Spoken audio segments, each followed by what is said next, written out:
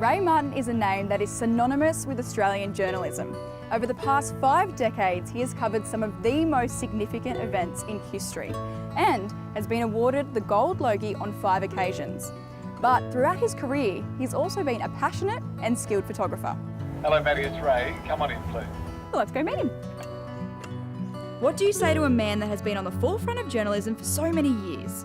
A man that has interviewed every major celebrity, politician and person of note since, well, before I was even born. So Ray, let's cut to the chase. Okay. You're not commonly known for photography, but obviously looking around here, it is a passion of yours. How did you incorporate it with your actual career? Yeah, it's an obsession now. I probably, I've made my living out of being a writer and out of being a journalist. I think I like taking photographs more than I like writing, even though I love writing. I've done it all my life. I've done it all my working life, so for 40 odd years, 40 plus years. But I used to be almost a closet photographer. I was, producers and cameramen would say, put the bloody camera down, because I always seem to have the camera instead of a notebook. But I love it, and if I go without shooting for 3 days, I have withdrawal symptoms. I have to take the camera, go shoot the garden. Yeah. So that's obsessive. So Ray, you've recently just published your own photography book. Yeah. How on earth did you pick what photos went in? I've got about 50,000, maybe 60 or 70,000 now, but I had then about 50,000. Ken Duncan, who's a good friend and who's one of the great Australian photographers, he said to me, the advice is let someone else, select the ones you really think should be there and let someone else make the other choice, like your wife or someone who knows what they're talking about. And because you get attached, a bit like children, you get attached to photographs. Sometimes they're not amongst your best, but for whatever reason, the story you have around a the connection photograph. to them, yeah, of course. Yeah, and so in that sense, I changed them the last week before I reached the deadline, and if I had to do the book today, I would do probably half of them would be different photographs. Oh really? Were you happy with everything that went in the book? Not really, no. I think so much of this is about the story behind the photograph. Yes. It's not just, that photograph, the old lady up here, is not just, it's not the photograph, it's okay, but it's not a great photograph, but it's the story of what we did there and what got to it. It's the emotion behind it and what happened. I'm a feral photographer. I mean, I take photographs of everything. You've got to acknowledge these things you can do, and I have a good eye, and I see things and I go whack. And that's why I kind of like the bridge camera. So I don't have to reach for lenses to change lenses anymore. I just get, and I go zip, and I zoom in on something that I want. I tend to be, a shooter of tight photographs. I like tight shots. So that suits me, and it's lazy in a sense that you don't have to, take 5 steps forward and frame a photo of a portrait of someone.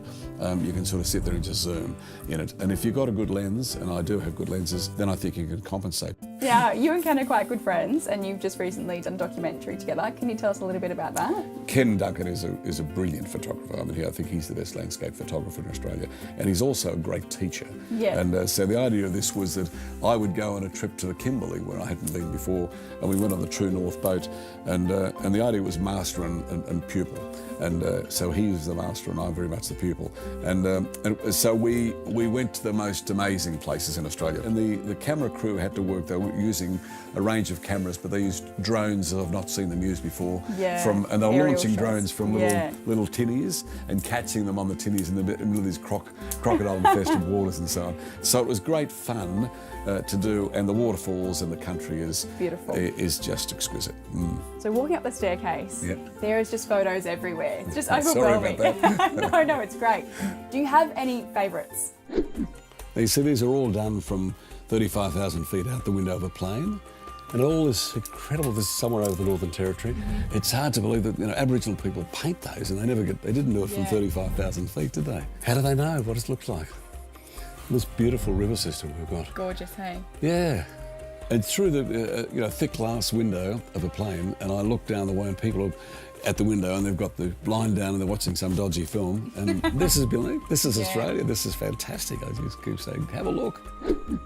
This is my favourite shot. Oh, thank you. And it's in the back of your book. Well, she was an old lady, probably early 80s, and it was in Nepal, Western Nepal, and poorest part of the poorest country. And she had come in to have her eyes fixed. She had cataracts. And she thought, oh, this is going to be blind forever. She thought going blind was part of being old. And they fixed both those eyes. She hadn't seen for about 16 years, and they fixed both the eyes in about 15 minutes each eye. which is a miracle. So to see the smile on her face was bigger than Queensland. To see the smile, beautiful. Incredible. And have a look at the face. The face has got a few stories in it. Yes. I do cull, by the way. I find with the computer that I cull if I say, would I print this? No, get rid of it. Would I print this? No, get rid of it. And that's what I've done. This is my den. You know, my wife thinks it's a terrible mess. She just sends you up here. Yeah, but I go on a trip when I come up here. It's like taking a drug. And this is where I can sort of close the door and turn the music on and look at photos.